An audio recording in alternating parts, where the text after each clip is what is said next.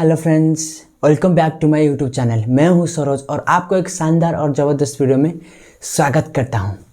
आज के इस वीडियो में हम बात करेंगे what is stock market and how to invest in stock market. Stock market क्या होता है और हम कैसे स्टॉक मार्केट में इन्वेस्ट कर सकते हैं। पहले तो ये बात करते हैं स्टॉक मार्केट क्या होता है। स्टॉक मार्केट बोलो, शेयर मार्केट बोलो और इक्विटी मार्केट बोलो, तीनों एक ही चीज़ होता है। यानी कि आप किसी भी कंपनी में शेयर को खरीदने और बेचने का काम करते हो, उसे हम स्टॉक मार्केट कहते हैं। और स्टॉक मार्केट शेयर खरीदने का मतलब स्टॉक मार्केट में ये होता है कि आप उस कंपनी में कुछ परसेंट ओनर खरीद रहे हो, यानी कि कुछ ही परसेंट क्यों ना हो, उस कंपनी में आप ओनर बनने हो। मतलब कि आप उस कंपनी का जो प्रॉफिट होगा तो आपको मिलेगा, और जो कंपनी जो फ्यूचर में जो लॉस करेगा वो लॉस भी आपको सहना पड़ेगा। आइए इसे हम छोटा सा एग्जाम्पल लेके समझते हैं। यानी कि आप एक कंपनी बिल्ड करना चाहते हो, यानी आपके पास 50,000 है, फॉर एग्जाम्पल आपके पास 50,000 है और आप एक कंपनी बनाना चाहते हो। तो लेकिन ये 50,000 आप इस कंपनी बनाने के लिए काफ़ी नहीं है। तो आप क्या करते हो, आपके दोस्त के पास जाते हो और बोलते हो तू मुझे 50,000 दे और मैं मेरी कंपनी का 50% शेयर तुझे दे देता हूँ। यानी कि फ्यूचर में जो प्रॉफिट होगा 50% मेरा होगा और जो 50% बचा हुआ 50% वो तेरा होगा। फॉर एग्जाम्पल आपके फ्यूचर में 1 लाख का प्रॉफिट हुआ, यानी कि 1 लाख से 50% यानी कि 50,000 आपका हुआ और जो 50 हुआ बाकी 50,000 आपका दोस्त का हुआ। उसके बाद बात करते हैं स्टॉक मार्केट में आप दो तरह इन्वेस्टिंग कर सकते हो। एक होता है ट्रेडिंग, एक होता है इन्वेस्टिंग। पहले ये समझते हैं ट्रेडिंग क्या होता है। ट्रेडिंग यानी कि आप शॉर्ट टर्म में पैसा बनाते हो, उसे हम ट्रेडिंग कहते हैं। यानी कि 1 दिन में हो गया, 5 दिन में हो गया, 7 दिन में हो गया, आप शॉर्ट टर्म में पैसा बनाते हो। यानी कि आप एक शेयर को खरीदा और उसे 1 दिन में बेच दिया, उसे हम इंट्राडे ट्रेडिंग कहते हैं। यानी कि उस शेयर को 9 बजे समय खरीदा और 3 बजे मार्केट क्लोज होने के समय आपने बेच दिया, उसे हम इंट्राडे ट्रेडिंग कहते हैं। और एक शेयर को खरीदा, 5-7 दिन होल्ड किया, उसके बाद बेचा, उसे हम क्या कहते हैं, स्विंग ट्रेडिंग कहते हैं। उसके बाद हम बात करते हैं इन्वेस्टिंग की। इन्वेस्टिंग यानी कि आप एक शेयर यानी कि शेयर को खरीदा और म्यूचुअल फंड को खरीदा, उसे आप 5 साल 10 साल तक होल्ड किया, उसे हम इन्वेस्टिंग कहते हैं। ट्रेडिंग और इन्वेस्टिंग में ये फ़र्क होता है कि ट्रेडिंग में शॉर्ट टर्म में आपका लॉस होता है और इन्वेस्टिंग में आपका लॉन्ग टर्म में प्रॉफिट होता है। यानी कि ट्रेडिंग में आप 95% चांस है ट्रेडिंग में लॉस हो सकता है, और इन्वेस्टिंग में 100% चांसेस है कि आप लॉन्ग टर्म में प्रॉफिट बनाओगे। यानी कि ट्रेडिंग भी एक अच्छा सा कैरियर ऑप्शन होता है, लेकिन बहुत सारे लोग ये नहीं जान पाते हैं और ट्रेडिंग में आ जाते हैं और ज़्यादातर नुकसान कर बैठते हैं। सेबी ने ये रिपोर्ट दिया है। सेबी यानी कि क्या होता है, securities and exchange board of India. SEBI ने ये रिपोर्ट दिया है कि 95% लोग ट्रेडिंग में लॉस करते हैं और इन्वेस्टिंग में 100% लोग लॉन्ग टर्म में प्रॉफिट करते हैं। पहले बात करते हैं ट्रेडिंग में लोग क्यों लॉस करते हैं। यानी कि ट्रेडिंग एक कैरियर ऑप्शन है, तो ट्रेडिंग में लोग क्यों लॉस करते हैं।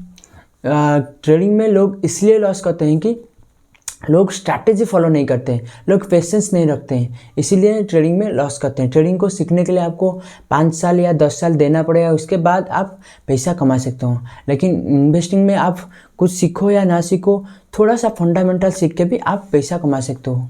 इन्वेस्टिंग में ये है कि आपको थोड़ा सा पेशेंस रखना पड़ेगा, धैर्य रखना पड़ेगा, टाइम देना पड़ेगा, उसके बाद आप पैसा कमा सकते हो।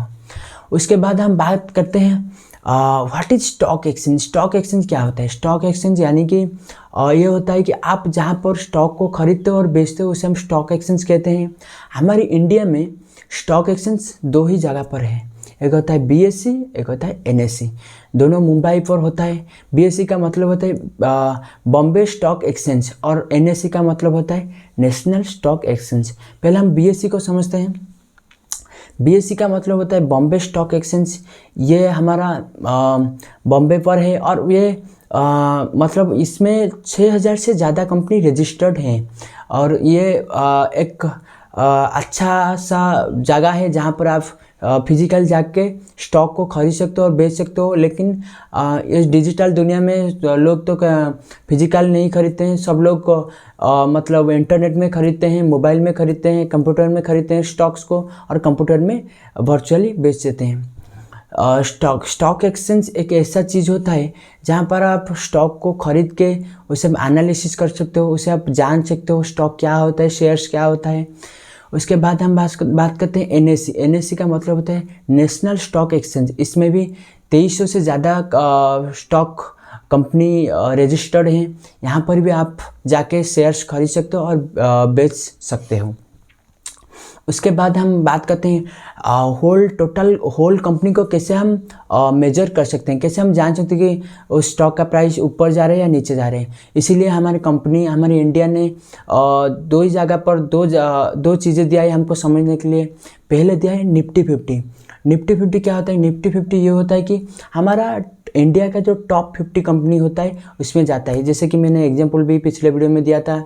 आप रिलायंस ले सकते हो, और टाटा कंज्यूमर ले सकते हो, टीसीएस ले सकते हो, इन्फोसिस ले सकते हो आप। उसके बाद बहुत सारी कंपनी भी ले सकते हो। निफ्टी 50 ये होता है कि आप इंडिया का टॉप 50 कंपनी जो रहता है उसे आप इसमें मेजर कर सकते हो। उसके बाद होता है सेंसेक्स। सेकेंड जो पार्ट होता है सेंसेक्स ये होता है कि इंडिया का जो टॉप 30 बैंक्स होता है वो रजिस्टर्ड है। जैसे कि पहले तो ले लो एसबीआई ले लो, एक्सिस बैंक ले लो, कोटक बैंक ले लो, पीएनबी ले लो, ये सब बैंक आप सेंसेक्स में रजिस्टर्ड हैं। उसके बाद हम बात करते हैं स्टॉक्स को खरीदना और बेचने का आप डिजिटल में कैसे कर सकते हो। स्टॉक्स को खरीदना और बेचने के लिए आपको मैंने बताया था पिछले वीडियो में, आपको डीमैट अकाउंट खोलना पड़ेगा। और ट्रस्टेड डीमैट अकाउंट के बारे में मैंने बताया था। पहले तो हो गया जो जीरोधा हो गया, ग्रो हो गया, एंजल वन हो गया, अपस्टॉक्स हो गया, 5 पैसा हो गया, और भी बहुत सारे डीमैट अकाउंट आपको इंटरनेट में प्ले स्टोर में मिल जाएगी। आप उसे खरीद सकते हो, रेटिंग देख के आप उसे खरीद सकते हो, और उसमें आप अपने स्टॉक को स्टोर कर सकते हो। डीमैट अकाउंट का काम होता है आपको स्टॉक को स्टोर करना है, सेफली आपके अकाउंट में रखना है। तो उसके बाद हम बात करते हैं इन्वेस्टिंग और ट्रेडिंग की बात कर लिए। उसके बाद हम बात करते हैं कि स्टॉक्स तो होता है हमेशा ज़्यादातर 100% से ज़्यादातर स्टॉक्स 50% से ज़्यादातर स्टॉक फाउंडर्स के पास रहते हैं। क्यों रहते हैं? क्योंकि जिसके पास 50% से ज़्यादा शेयर रहता है वो उस कंपनी का डिसीजन मेकिंग पावर रख पाता है। फॉर एग्जांपल ले तो रिलायंस इंडस्ट्री का मालिक होता है मुकेश अंबानी, उसके पास हमेशा 50% से ज़्यादा शेयर, यानी कि जो रिलायंस का शेयर 50% से ज़्यादा शेयर रहता है, इसलिए वो रिलायंस कंपनी का डिसीजन मेकिंग पावर वो लेते हैं और डिसीजन लेते हैं कि उनकी कंपनी में क्या करना है और क्या नहीं करना है। इसीलिए तो मैं बोलता हूँ आप स्टॉक को समझिए, जानिए। और भी एक बात मैं कहने को भूल गया कि आप जो इन्वेस्टिंग के अंदर आता है म्यूचुअल फंड में मैंने एक वीडियो भी बना है, आप जाके देख सकते हो। म्यूचुअल फंड ये होता है कि आप उसमें पैसा तो बना सकते हो, टाइम फ्रीडम दे के भी आप पैसा बना सकते हो। कैसे बना सकते हो? यानी कि म्यूचुअल फंड में आप एक बार जाके अकाउंट खोल लेते हो और एक बार जाके ऑटोमेट कर लेते हो, आपके अकाउंट में ऑटोमेटिक पैसा कटता है, आपको कुछ भी टाइम देना नहीं पड़ता है। लेकिन over the long period time आपको पैसा ग्रो होके बनता है, आपका अकाउंट में ग्रो होके बनता है और कंपाउंडिंग रिटर्न बनता है। तो आप छोटा सा एग्जांपल लेके हम देखते हैं कि कैसे पिछला वीडियो में बताया था 5,000 से कैसे आप 5 करोड़ तक लॉन्ग टर्म में 40 साल के बाद पहुंच सकते हो। इस वीडियो में हम देखेंगे 10,000 जिनका तनख्वाह है 20,000 और उनमें से यदि वो 10,000 बना देते हैं तो वो लॉन्ग टर्म में कितना पैसा बना सकते हैं। तो मेरा पास फ़ोन है तो मैं देखूंगा कि 10,000 लेके कैसे हम लॉन्ग टर्म में कितना प्रॉफिट बना सकते हैं। तो मैं पहले जाता हूँ गूगल में और सर्च मारता हूँ SIP कैलकुलेटर। तो मेरा पास आ गया SIP कैलकुलेटर। तो यहाँ पर मैं इन्वेस्टिंग का मतलब अमाउंट ले रहा हूँ 10,000, आप भी लेके देख सकते हैं। इसमें से मैंने 10,000 पहले डाला, इन्वेस्टिंग अमाउंट 10,000 डाला। उसके बाद एस्टिमेटेड रिटर्न में ले रहा हूँ 14% ले रहा हूँ, आप भी 14% ले सकते हैं। उसके बाद मैंने रिटर्न भी मैंने लिया 14%। उसके बाद मैं टेन्योर फर्स्ट लूँगा 5 साल, मतलब 5 साल के बाद मेरा अकाउंट में कितना होता है, कितना इन्वेस्टिंग हुआ है और कितना मेरा अकाउंट में रुकता है। पहले मैं ये देखूँगा, मैंने मंथली 10,000 इन्वेस्ट किया, 10,000 इन्वेस्ट करने के बाद 14% रिटर्न लिया, सालों का 14% रिटर्न लिया, यानी कि मैं 5 साल के बाद इन्वेस्ट किया होगा 6 लाख रुपया और मेरा रिटर्न आया है 2,72,000, यानी कि टोटल हो गया है 8,72,000। उसके बाद 10 साल में देखूंगा, 10 साल में देखूंगा क्या डबल हुआ है, 16 लाख हुआ है या कंपाउंडिंग होकर ज़्यादा हुआ है। 10 साल के बाद मेरा अकाउंट में बन गया है 16 लाख नहीं है, मेरा अकाउंट में कंपाउंडिंग रिटर्न होके बन गया है। मैं इन्वेस्ट किया हूँ 12 लाख रुपया, लेकिन कंपाउंडिंग रिटर्न से मेरा टोटल अमाउंट हो गया है 26,20,000 रुपीज़। उसके बाद मैं बात करूँगा 10 साल का हो गया, उसके बाद डबल करूँगा 20 साल में, देखते हैं कितना पैसा होता है। 20 साल के बाद डायरेक्ट 10 साल में कितना हुआ था, 26 लाख हुआ था, लेकिन 20 साल में डायरेक्ट कंपाउंडिंग हुआ कि आपका अकाउंट बन गया है 1,31,63,463 रुपीज़, यानी कि मोटा मोटी 1,31,00,000 बन गया है। उसके बाद 40 साल में बात करूँगा, लॉन्ग टर्म 40 साल में यदि आपने 40 साल में उसको इन्वेस्ट कर लिया तो आपके अकाउंट में इतना कंपाउंडिंग होगा, मतलब 40 साल में आपका अकाउंट में टोटल बन जाएगा 22,61,51,845, यानी कि 22,61,51,845 रुपीज़, यानी कि इतना कंपाउंडिंग हो गया है। ये बहुत ज़्यादा कंपाउंडिंग हो गया है और कंपाउंडिंग की मैजिक देखने को मिला है। तो इसलिए मैं बोलता हूँ हमेशा लॉन्ग टर्म इन्वेस्टिंग करो।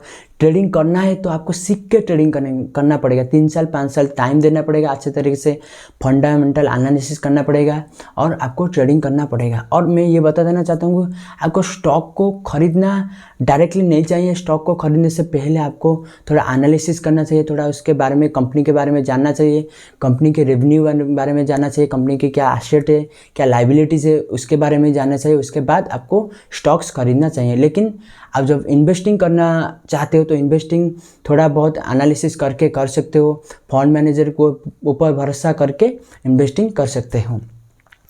तो आज का इस वीडियो में इतना ही। तो वीडियो अच्छा लगे तो लाइक करना और सब्सक्राइब करना और बेल आइकन भी प्रेस करना। तो मिलते हैं अगले एक वीडियो में, तब तक के लिए फाइनल थैंक यू, नमस्कार।